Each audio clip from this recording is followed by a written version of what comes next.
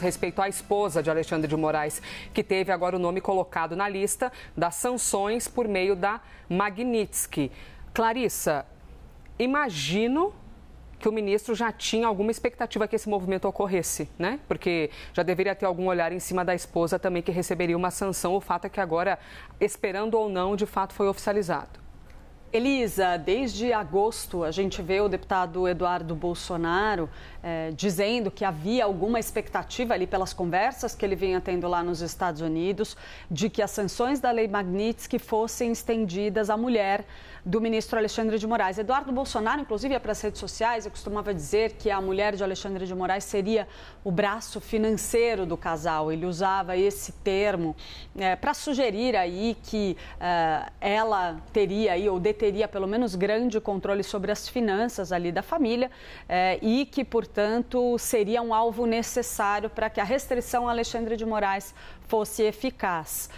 A gente nota que esse discurso, querendo ou não, parece ter encontrado ressonância no governo do presidente americano Donald Trump, mas eu faria ainda uma ressalva. Elisa, claro, a gente tem aí uma ampliação das sanções contra o ministro Alexandre de Moraes, alcançando também a sua esposa.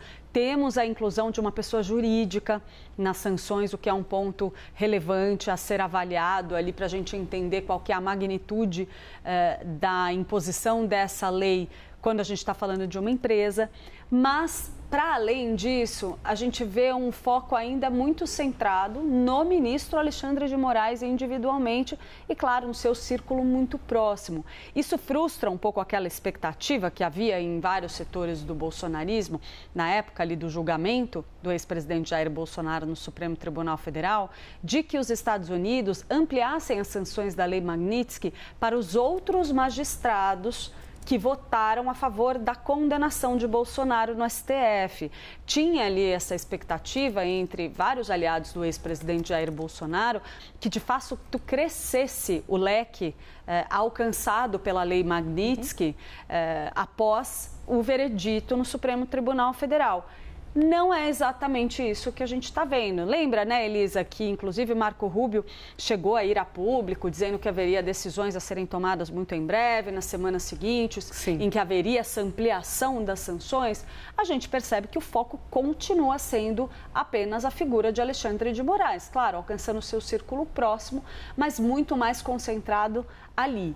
Então, não se confirma aquela expectativa do bolsonarismo de que as sanções alcançassem mais ministros do Supremo Tribunal Federal ou, quem sabe, mais integrantes do governo do presidente Lula também. A gente está observando aí toda essa polêmica sobre a viagem de Lula a Nova York, que se inicia hoje. Tivemos o caso do ministro Alexandre Padilha, que teve essa circulação ali restrita pelas condições do visto liberado pelos Estados Unidos para a sua visita e acabou desistindo de viajar.